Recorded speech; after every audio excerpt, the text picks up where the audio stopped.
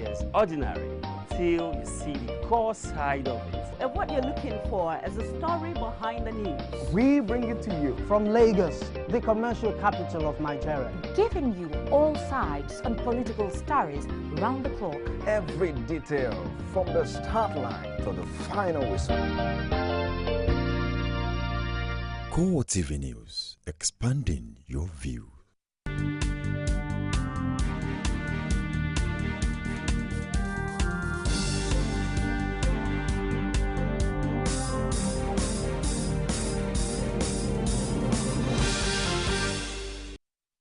Good morning, CoreTV News on the hour. I am Tolu Ojeumi. Boko Haram has claimed responsibility for a June 25 bombing in the capital, Abuja, and an attack in Lagos, which it says authorities tried to cover up. In its latest video obtained by AFP, Abubakar Shekau also voices support for the extremist Sunni Islamic State militants who have taken over large swathes of territory in Iraq and Syria. He went ahead to mock the social media campaign, Bring Back Our Girls, which emerged to call attention to the plight of the more than 200 schoolgirls kidnapped on April 14 by the group from the remote northeastern town of Chibok.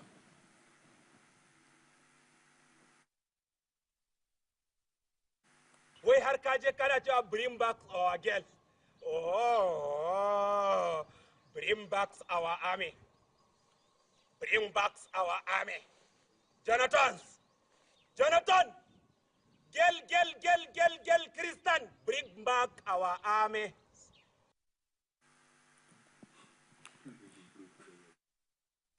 Sixteen-year-old Pakistani right activist Malala Yousafzai has promised to use her visit to Nigeria to push for the safe return of 219 schoolgirls abducted by insurgents exactly 90 days ago.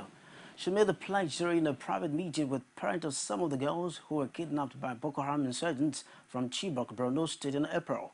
Malala, whose 17th birthday is on Monday, said her only wish this year is for the girls to return alive. Those girls who are still in the abduction of Boko Haram, and I can feel the situation and the circumstances through which you are suffering now. And it's quite difficult for a parent to know that their daughter isn't with them and she's being abducted by a group, and we all don't know in which kind of conditions they would be. So it's a very sad moment, and we express our solidarity with you, and we are with you. We are standing up with you in your campaign of bring back our girls, bring back our daughters, because I consider those girls as my sisters. They are my sisters. And I'm going to speak up for them until they are released. And I am going to participate actively in Bring Back Our Girls campaign to make sure that they return safely and they continue their education. And thank you so much to you as well, that you are such brave parents, that you're speaking up for your daughters, you're not ignoring it. And for you, their life is precious. And for you, their life is like your own life. So thank you so much for your great work and for such courage that you have, for you're really brave parents, who have taken this step to speak up for their daughters and to speak up for their right of education. And I'm hopeful that the government would listen to your voice and they would listen to what you are saying. You just want your daughters back, you want your girls back. So I'd love to hear from you as well, so I can take your message and tell it to the president, whom you consider your father, and as well as I would say it in my speech tomorrow, so that the world can listen to your views and to what's your message, what do you want.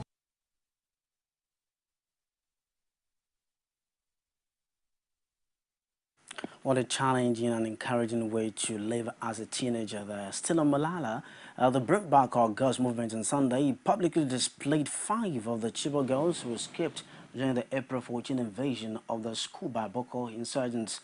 Some of the parents of the 219 girls still in captivity also showed up at the venue of the group's daily sit-out protest in Abuja. None of the girls was allowed to speak to the media, but coordinator of the group, Obi Ezekwesili, told the gathering that the presence was further proof of the abduction. She later explained to CoreTV News why she joined the advocacy.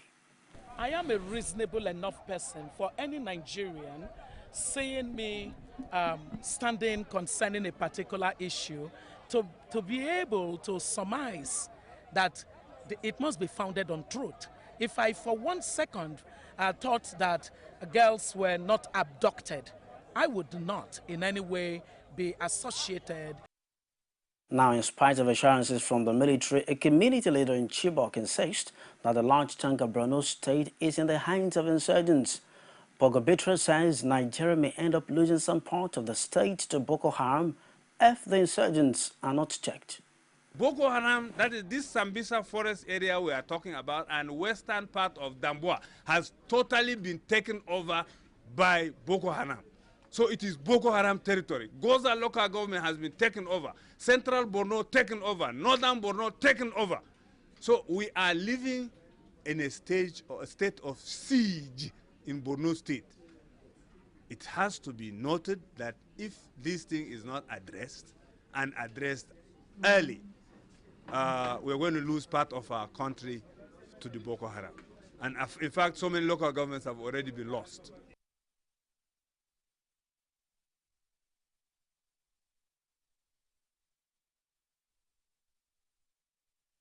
We also got a word from the military. Nigeria's military authorities say there is no truth in recent reports of the escape of over 60 women from an insurgent camp in Borno State. Defense spokesman Chris Olukolade told CoreTV News in Abuja that there was no abduction in the first place. He also emphasized troops' readiness to check the excesses of insurgents in the northeast region. Well, again, I will have advised that we also direct this at those who made the allegation in the first place. Cast your mind back to the fact that there was no time that we endorsed that report because we have no proof, we have no indication from the troops on ground, we didn't have any evidence of that incident. And there were people who spread the information online. Maybe those are the ones to answer this question. They're the ones who declared the missing. They should also tell you when they are found. The issue of securing a state that is under terrorist threat has always been a very hectic job. But in this instance, I'm assuming you are referring to Balmo Forest, and it could not have been possible to make the discoveries that we are finding there if it were not for good security. I think rather the security agencies should be commended for even noticing that such designs were in the making, and for being able to take control of that place and clear it of every threat to the nation's security, rather than seeing it as an indication of lack of security.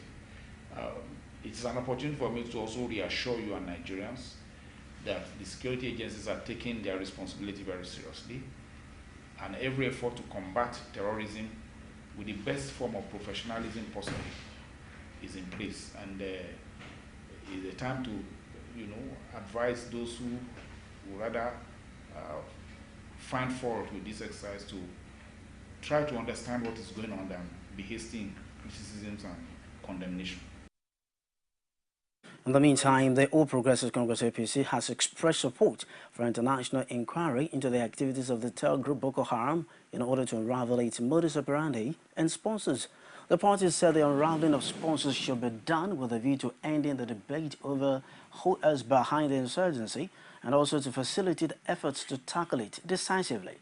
In a statement issued by its National Publicity Secretary Lai Mohammed, the party said the inquiry should include intelligence experts from the United States, United Kingdom, France and Canada, as well as representatives of the United Nations and Nigeria's neighbors, Cameroon, Chad and Niger. The party also called for representatives of the Nigerian military and other security agencies, especially the police and the Department of State Security, governments of the states worst hit by the Boko Haram insurgency, the Christian Association of Nigeria (CAN), the Supreme Council for Islamic Affairs, civil society organizations, the Nigeria Labour Congress (NLC), the Trade Union Congress (TUC), National Human Rights Commission, the Nigerian Bar Association (NBA), and any other relevant individual or group. The statement added that major political parties, including the People's Democratic Party (PDP) and the All Progressive Congress (APC), must be represented on the panel of inquiry, whose findings must be made public, and those found to have any links with insurgents be made to face the full wrath of the law.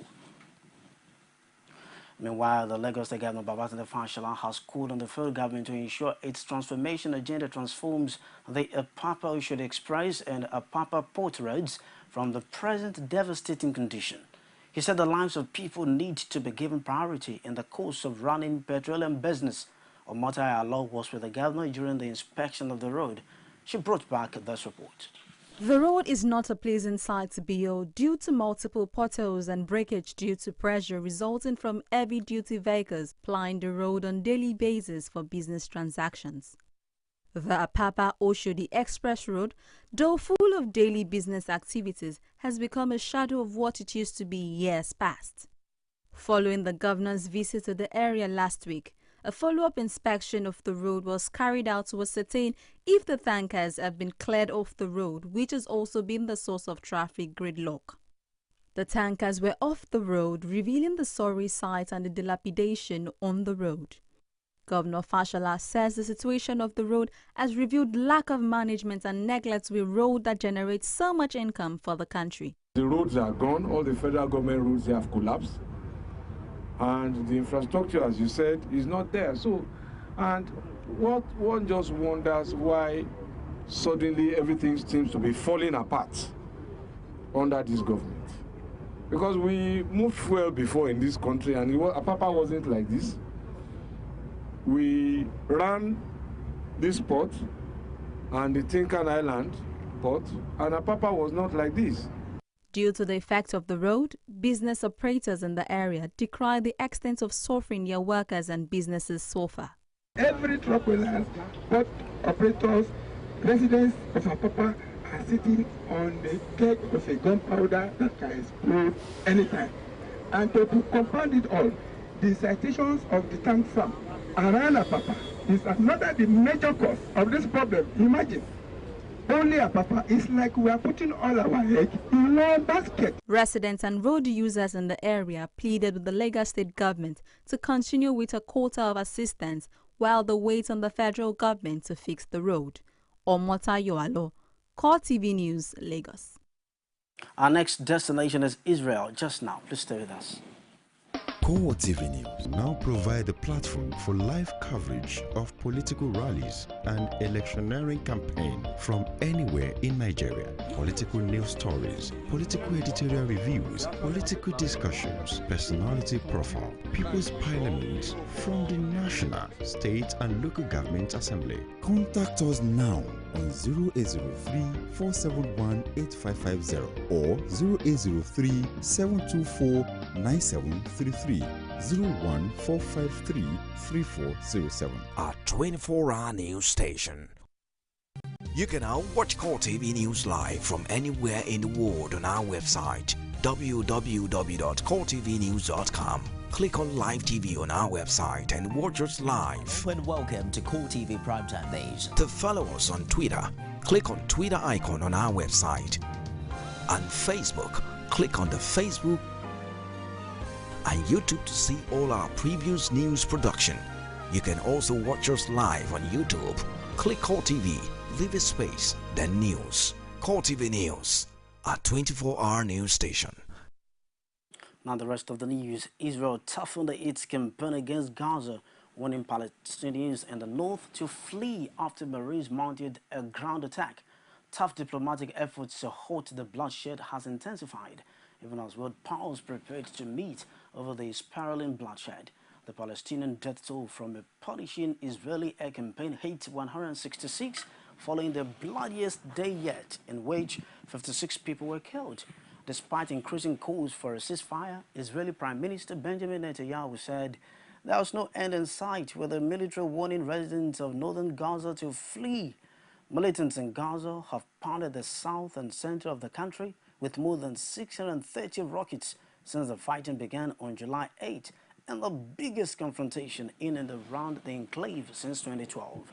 Israeli naval commandos raided the northern Gaza Strip on a mission to destroy longer-range rockets, which have sent thousands fleeing for cover in cities as far away as Tel Aviv, Jerusalem, and Hadria in the north. Radio reports spoke of a fierce gun battle with Hamas militants in Sardinia district. The army said it had warned residents of the north to immediately leave their homes ahead of a major assault, which will focus on the town of Beit Lahia. That's all. Thanks for watching. I'm Tolu Ojeumi. Good morning. Up next, Core Digest.